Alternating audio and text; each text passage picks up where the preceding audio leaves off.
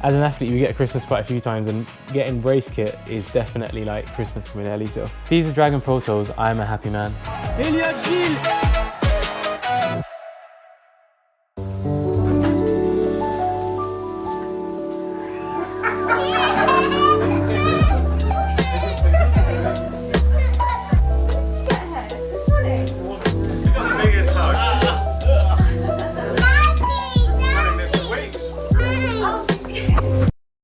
So we're back home now, and this is what life looks like again.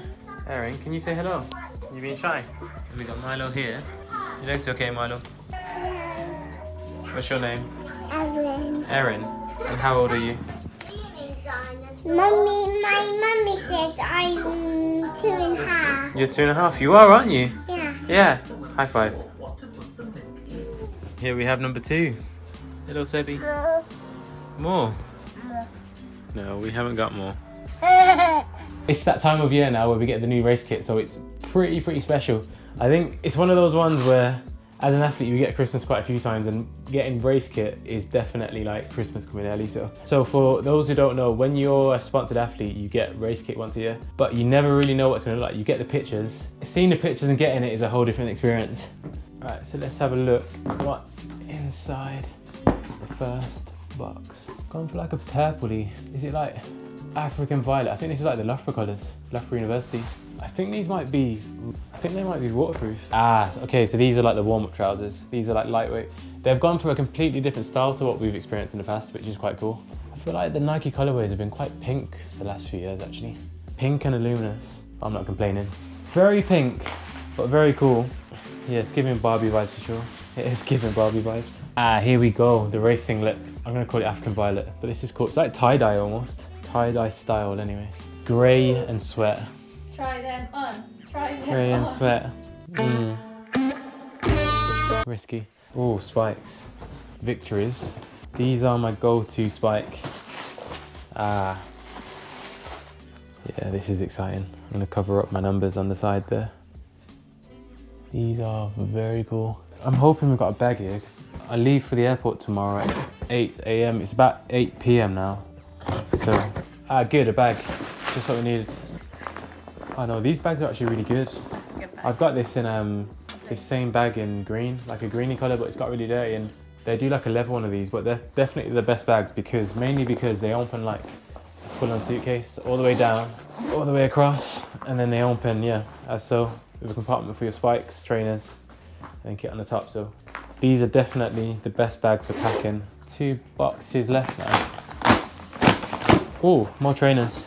But I think this time, we've got the old school Dragons in this one. So I use these for training.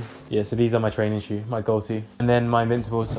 I swear by the Invincibles now. I'm using them for everything from running, normal slow runs, the tempos, the thresholds, speed drills. I'm using them for absolutely everything at the moment. They've replaced everything. I do occasionally use the Vaporflies, and for high-end tempo, but besides that, I'm living in these things.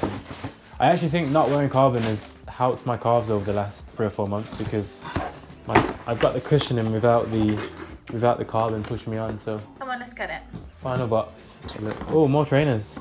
If this is another pair of, if these are Dragon Protos, I'm a happy man. A happy man. Oh, I'm really hoping they are Dragon Protos. Right, so we've got 1 pair of normal Dragons. We've got 2 boxes in here, and I don't know if they would send me 2 pairs of the Victories. 2 pairs of the old style Victories, and 2 pairs of the Dragons, so I'm gonna have to be careful, because I'm one of the bigger boys. I can't race too much in the same spike, because I like to keep them nice and fresh. So I just have to be a little bit selective with where and when we racing them. Now I'm excited. So there we have it. That's kit drop. Tomorrow morning we head to the airport and we race in 2 days time. It's Thursday now. I'm a week away from camp, and then I head out to Lyon this weekend, and the following weekend is Doha. So 800 this week, 1500 the following week, and I have absolutely no idea where my body's at, so I'm just gonna go out there, send it, and see what happens. I cut it much too fine today. I left my house at 7, flight's at 8, giving myself literally minutes to spare.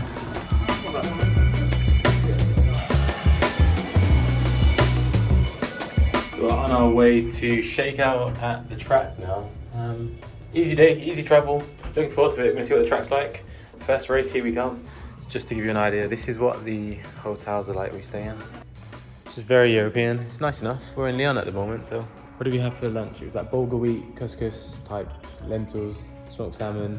Perfect for like Europeans. I think anybody from like America and such, Caribbean would hate it, but very European style lunch. Not very filling. Always need to get a bit more, but no, it works. It's this is what it's like. I'll show you what the room's like in a minute, and then I will take you to the track. In fact, no, I'm gonna take you to the track, then I'll show you what the room's like. So here we are at the track. I think I'm just going through the motions now, getting back into that rhythm of running again, because I didn't run indoors. I've come to the far side. Your seat's quite busy over the other side. Yeah, all the athletes are slowly starting to come in now, but more than anything, just getting into the rhythm again. Okay, it is race day. How does it feel? It feels like any other day that I train, no different. Just a different bedroom, sharing with Archie Davidson here. Yeah, there's not really much to report. Racing feels like everything else we do. It's like training. I mean, we're gonna be racing so often now, you can't really put much into it. I'll show you what the room looks like, just to give you an idea, especially for the younger guys in the circuit. A typical room is like this, a little bit like the breakfast I showed you earlier in the breakfast room. You share a room, you're actually sharing beds, about a 10-inch gap there. Yeah, I mean, it works. It works. Views are always limited, but it's everything we need, really. We're in like an industrial estate near Lyon. I mean, I think it's nice enough. I'm looking forward to today, actually. We're being far more realistic. Oh, there's a big group going up there now, if you can see. Race is at 7:40 p.m. this evening. I don't normally in previous years when I was running such low mileage, I wouldn't do anything in the morning. I might go for a walk, but I'm gonna start going for shakeouts just so I can keep a little bit of volume in, keep the legs moving, see if it helps me recover over the long term. Definitely haven't noticed a difference doing the extra mileage in terms of my performance. I'm running slightly quicker on my runs, but sessions are no different, but I am carrying a lot more load, so I think when I've really freshened up, it'll be interesting to see if I have a bit of a jump. Overall, excited to get the first race done, that's for sure. It's been a while, I haven't raced since last year, I missed indoors, so I'm excited to race again. I think I need to race, I want to race, I feel like I'm more at home here. I feel like I need to go out and get a shakeout now, I'm getting FOMO. But yeah, no, race kit is down here. So we'll chuck that on now, I think. Yeah, I'll just chuck that on now, and I'm gonna get going out myself. I'm excited for today. It's a decent field. The pace is far more realistic. At first it was 1:16.0, which for anybody knows, 1:16.0 is like 1:42 pace. It's 1:43 pace. It's just quick. Like 1:16.0 just isn't needed. It's like what you do top end of Diamond Leagues. When you start hitting the 1:16.0s to 1:15s, you're looking to run, your 43s minimum, and if you don't die, you're running 42s. You can run crazy quick off 1:16.0. Realistically, we needed a 1:17, but luckily now I think it's been set at 1:17.5, which is realistic. It's our first race of the season. There's no real major front runners. Everyone's sort of finding their feet, and we just need to be a bit more realistic with how we do it. I think where we're at is where we should be, which is a sensible race, sensible pace. We can actually get on the back of the pace rather than being dropped, and we can all then have like a real tussle in the last 200. Whoever takes it up from 300 is kind of like the sitting duck. I'm comfortable being there. If I'm there, I'll find myself there. If not, then I'm not, and yeah, I just go with it. So before I go out and run, I wanted to quickly talk about how I think I'm going to approach this race. Realistically, if the pace goes at the pace it's planned to, 1:17.5, I'm actually going to get on the pace, just sit in and look to work the back straight, hold form strong around the top bend, and then look to come home strong. I know if I do that and I'm at the front, it makes me a bit of a sitting duck, but I think that's absolutely fine, because it's if I can learn to hold form around that bend and stay relaxed, then I can kick on, and I can kick as strong as anybody in the world. So yeah, as long as I can do that in the first 100. If not, I want to make sure, but the thing is with the 80s, I need to make sure the first 200 is nailed. If the first 200 isn't where it needs to be, it's going to make it very, very difficult to find a place, because there's going to be a lot of people being juddery on that back straight, and they're going to be making moves they don't want to be making. So nail the first two, get in at 200, hold my place on that back straight. If I can hold the top bend with 200 to go, it puts me in a position to be in a winning position. If not, I want to be in position 2 or 3 and following and tracking. Ideally, I could be tracking, but if you're tracking, it also puts you in a line of fire to be striked. So it's going to be a fascinating one. It's going to be interesting. I'm going out for a shakeout now. We'll see how this brief summary of how we think we're going to approach the race will compare to actually how it plans out. Interesting times. BTS, behind the scenes. Évidemment, ce sont des spécialistes de l'entraînement. Il y a peu que ne m'en voudront pas pour cette classification d'être accumulé dans les muscles de l'organisme, et c'est ce qui va en entraînement pour venir cibler les allures qui seraient un 4e des millions d'or de la saison. Et on retrouve également sur l'entraînement en cette course emmenée par Raleigh. La européenne va être battue dans quelques instants. C'est à nous. Elliot, Giles, Cataline,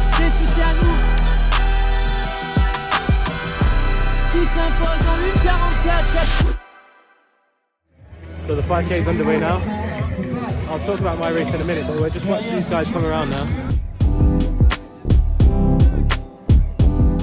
So let's weigh up the good, the bad, the ugly of that race there. So in summary, it wasn't a bad opener. It really wasn't a bad opener. 1:45.2, and I had no idea how my race was gonna feel. I ran it to try and win it, but I got greedy, and I had a mental battle in my head on that last bend with about 120 to go, and I kept telling myself, just wait, just wait, just wait.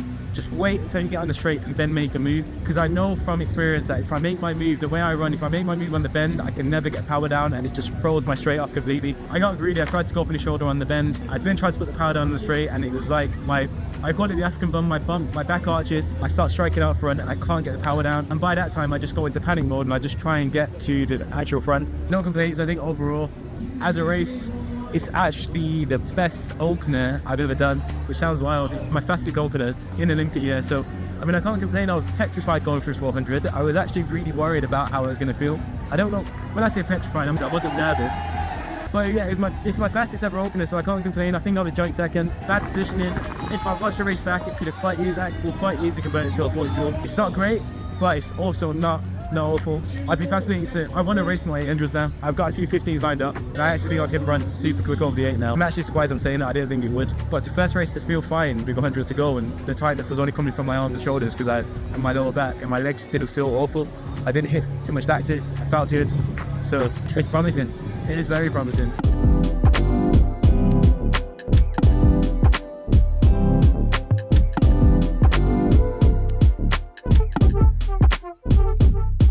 But maybe get this bit while I'm doing the knife on the...